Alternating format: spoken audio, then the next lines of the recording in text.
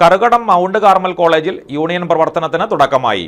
Antony John MLA ഉദ്ഘാടനം നിർവഹിച്ചു.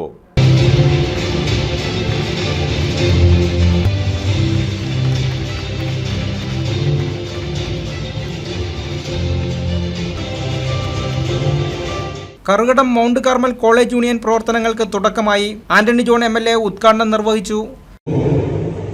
ശാസ്ത്രീയ മേഖലയിൽ കേരളത്തിൽ തന്നെ സർവകലാശാല പരിശോധിക്കുമ്പോഴും നാക്കിന്റെ അക്രഡിറ്റേഷൻ മേഖലയിൽ കരസ്ഥമാക്കിയ ഒരു വിദ്യാഭ്യാസ സ്ഥാപനമായി മാറുക എന്നുള്ളത് അതൊരു വലിയ നേട്ടം തന്നെയാണ്. ഇവിടെ കോതമംഗലത്തെ സംബന്ധിച്ച് ഞാനൊക്കെ പല വേദിയിലും സൂചിപ്പിക്കാറുണ്ട്.